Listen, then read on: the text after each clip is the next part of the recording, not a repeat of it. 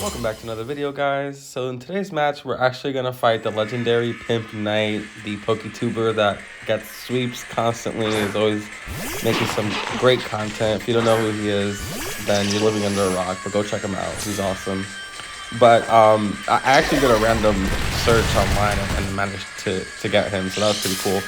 So with this team, I saw the Spite Ops was going to be the very obvious lead here, and with Spite Ops, usually that's going to be a sticky Weber setup, Mon using Whirlwind, things of the nature, and then he ends up having Red Card on him, which is really interesting because this actually helps me get in a clean switch into my Serena, which has the rapid spin. So I try to get the kill off using the Power Whip, but I end up missing, which is pretty unfortunate considering it has the wide lens. But he does get the sticky web, and I use the rapid spin, clear that right out, and get rid of the passive setter. So things are going pretty well on my end. I'm picking up some pretty good momentum here, getting rid of his setup mon, so that way his other mons can't outspeed me. And I do have a sticky rubber of my own, which I feel is the more superior one, Masquerain. The reason why I think she's better is when she's faster. Also, she is a flying type, so if there is if Sticky Web's already on the field, it doesn't impact her. So that's why I do prefer Masquerain as my Sticky Web non setup. But anyway, so he does bring in the Flapple here, and I'm pretty sure Flapple's base stat attack is higher than his special attack, but this is a special attacking Flapple. So I had to use Charm, and it took quite a big chunk of damage there off of me. So I switch into the Beanie. She's my bulkiest mon that can resist special attacks, and I figured I can go for Dazzling Gleam here. Nothing really has a safe switch in to the Dazzling Gleam, or rather, it'll still take significant amount of damage compared to Hyper Voice and my Psychic type attack with the Spiritomb in the back there. Hyper Voice and Psychic just wouldn't have been the ideal choice option. So I do end up using Dazzling Gleam on the Flittle, and I don't know what the heck this thing is going to do. I've never seen anyone come with Flittle for comp. So I switched into Poltergeist, expecting, to kill this thing, or thinking it may have Facade. Or Endeavor. I don't really know what move pool this thing has. But he ends up putting me to sleep with Hypnosis, and Hypnosis has some pretty low accuracy.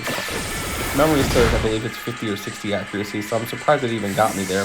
So I don't really anticipate them on going for Hypnosis again. I suspect Pimp is just going to switch out and try to get some setup going. So I switch out into Dugtrio, and what this allows the PIMPNITE to do is get the U-turn off the Dugtrio to see who will switch in, so he can get a free switch in, and he brings in his 3-miss Wugtrio. So this is an awesome match now with the two Dugtrio, Wugtrio type fellas going on here, and I did the unexpected Grass Terra. A lot of people don't suspect my Dugtrio with this set, and it's just such an amazing set to have, especially with Arena Trap. You get some unsuspected kills like this one. So I do go for the Grass Terra, and he is Focus Sash, so he does survive at least one hit. But my Dugtrio now being a Grass type will resist any attack, which is typically going to be the triple dive on the Wugtrio, which we'll see here now. I'll be able to eat that up, and I believe I survive in less than half, which is fine because I have Sucker Punch, and of course the Dugtrio is a really fast mon on its own already.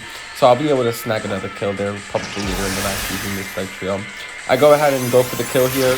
There's no reason not to get rid of this 3-ness, which is top tier nickname, if you ask me. And then after I get rid of the Wugtrio here, I'm glad that I still have my Psychic Terrain up because I know that I'm protected with any priority moves where no one can hit me with priority to revenge kill me. So that's why I do carry the DDs for that protection, since my mons, some of them, are pretty glass cannon type mons, or they just aren't the best for OU meta. So that's why I have these mons here. They're kind of balanced in that sense to help support each other. So I bring in the Poltergeist here. At this point, I really have no use for it since it's sleeping. Anytime my mons are sleeping or frozen, they're pretty useless to me at that point. Unless it's something like a Sleep Talker or a tanky mon like Snorlax to that effect, or even if I have a Clerk on the field and I can help keep them alive, then I'll do it. But at this point, Mrs. Potts is just fodder. And this thing ends up showing me that it has Leaf Storm, and now that it's a Grass Terra, with the Leaf Storm, it gets the -2 special attack drop, so it's not that big of a threat anymore. I figured at this point what I can do is use my free switch in to go into my Masquerain, and then potentially grab a kill or set up my sticky web. So at this point, now that the Flapple is at -2, I know that my Masquerade can definitely survive at least one attack, especially since it's not stab boosted with that air slash. So I do end up going for the sticky web here. I see my opportunity. He switches into Flittle, which I'm not too sure what this thing is meant to do, but I just take it out with Bug Buzz. I know that it's in range, it's super effective. If it was Focus Sash, that thing is broken by now. So I do end up snatching that kill there, and things are looking pretty good on my team. I have the momentum, I have the sticky web, I have speed control at this point. So I'm thinking I'm just going to keep my Masquerade in here and get as much chip damage off as possible on all his mons. And I'm going to bring back in the Flapple, gosh, I almost forgot his name there. But he does end up bringing in the Flapple here. He gets the speed drop, and at this point I'm thinking, you know what, let me just kill this thing. I don't know if Bug Buzz will kill, but it ends up one-shotting, which is amazing. Love to see that. So the Bug Buzz does end up taking out the Flapple here, and Masquerade ends up grabbing another kill yet again. So that was pretty awesome, just seeing this Masquerade sweeping PIMPNITE. So I mean, that how ironic is that? Masquerade sweeping PIMPNITE, the sweeper. Anyway, he does bring in the Ghost Pizza here, Spirit Tomb. Phenomenal name, by the way. It looks like a little orb or pepperoni. But anyway, so he does. This is a pretty interesting Spirit Tomb, by the way. It's really tanky. It's a really tanky Spirit Tomb, and he doesn't have paint. He has Nightshade, he has Payback, and he has Sucker Punch. I don't know what his fourth move is. We only saw those three in this match, and if he did use the fourth, then I missed it. But he does end up going here for the Sucker Punch on the Masquerade and predicting the switch in and using Payback on the Indeedee.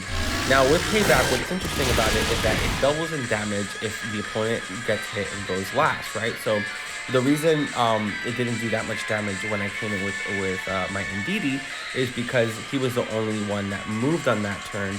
I had switched, so it only did the 50 base damage plus the stab boost. But here I go for Dazzling Gleam, and it does nothing. It takes minimal damage away from him, and he ends up doing the Payback. Now, in my mind, I'm like, okay, let me do Dazzling Gleam, and then I can go for Healing Wish and get my Death Shield back at full health, or my Serena back at full health. But he ends up killing me with the Payback, so I should have seen that coming, and that was just my mistake there. But anyway, so I do switch back into the Masquerade to try and get the attack drop on him, since he has Payback. He's clearly a physical attacker. And then I use U-turn. Now he ends up showing me that he's Nightshade. So Nightshade, the way it works is similar to Seismic Toss, but it's the ghost version. It reduces the amount of HP based off the Pokemon's level. So in other words, if we're playing normal rules, each Pokemon is set to level 50. So Nightshade will take 50 damage guaranteed each time, no matter what's up. So yes, you see me here setting up my screens. That's really mainly for the Zoroark, just to make sure that I can try to survive a Shadow Sneak or potentially outspeed and survive one hit, which is not really gonna matter. Once I take out the Spirit Tomb, the Zoroark is easy pickings. So at this point here with my Masquerade, I go for the Bug Buzz since it's simple damage.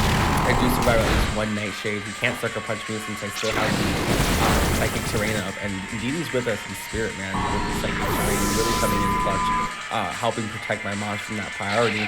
Bug Buzz ends up getting the crit. I'm not too sure if it mattered or not, considering this Spirit Tomb was HP and special defense invested. And the reason I know that is just because Bug Buzz did less damage than U-turn did, and my Masquerade is speed and special attack invested.